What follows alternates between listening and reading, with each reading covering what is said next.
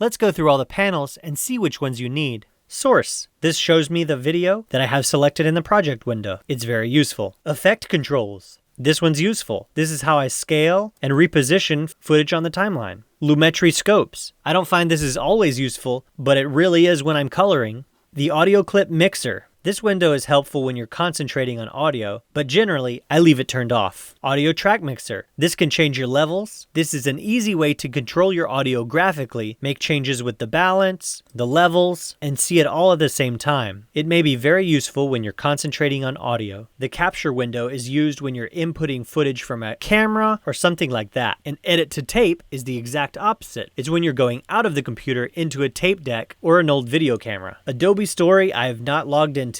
The progress window has to do with making proxies, but I've never used it before. The program window is one of the most important. It shows you what's on the timeline. This title window is the way to make legacy titles. But now with the new titling tool, you won't need this. The reference panel can be very helpful sometimes when you're color correcting. If I put it right next to here and I have this selected, when I scroll in the program window, the reference window changes as well. But if I unselect this, move it over here, and this can show part of my timeline, but a different location. This can be very helpful if you have two shots and you want to compare their saturation. I have New York Street and a saturated baby video. If I gang them together, when I scroll here, it's exactly the same. What use is that? I can ungang them, move this here, and change the look of this to match the previous shot. But I don't use it that much. The info panel is over here. It gives me a lot of great info, but I don't need that all the time, so it stays closed for me. The effects, I use these a lot. This is where all the audio and video effects are found. The essential graphics panel, I'm learning more and more about, and learning to like even more. You can build custom graphics here, and there's a lot of graphics already built in that can be very helpful for quick video creation. Essential sound is very similar, but with music, sound effects, etc. Lumetri color, I only use this when I'm coloring, but it's a very powerful panel. Metadata, this is a great window to have, but I rarely use it because I usually need one piece of this data at a time. The markers panel I usually use as a pop-out panel when I'm classifying footage. Your history panel is so you can see everything that you've done and go back to a specific point. The captions window is for specific jobs when you're using closed captions on your video.